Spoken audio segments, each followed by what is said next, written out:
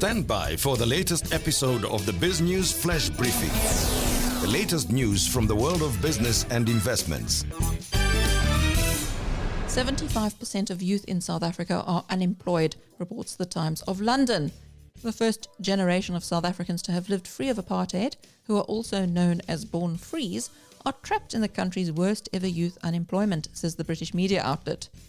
It quotes figures from Statistics South Africa and notes that data gathered from 200 countries for the Global Economy website puts South Africa at the top for highest number of unemployed youth. FirstRand sees profits rising more than expected and by at least 35%. This is as a result of the South African economy rebounding strongly from the early stages of the coronavirus pandemic. The lender joins other South African banks in seeing an improved outlook for South Africa. Anglo American South African coal mines, which will be listed in a new vehicle this week, are worthless given the scale of environmental cleanup costs. That's according to a research report from short seller Boatman Capital. Anglo will list Thungela resources in Johannesburg and London this week, handing ownership to existing shareholders as part of its retreat from thermal coal, which is the most polluting fuel. The rand's value was helped as offshore investors bought a net of 513 million rand of South African stocks last week and more than 1 billion rands worth of bonds.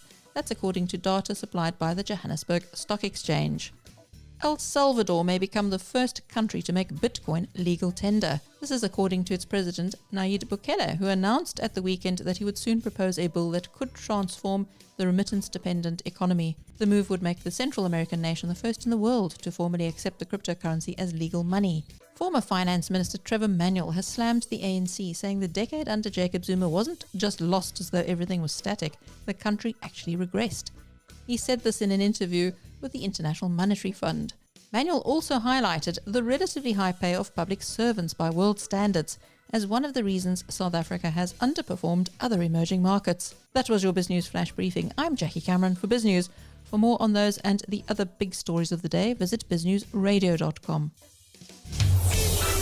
You've been listening to the Biz News Flash Briefing, bringing you the latest news from the world of business and investments. Subscribe to Biz News Radio on iTunes, Spotify, Amazon, or by visiting biznews.com.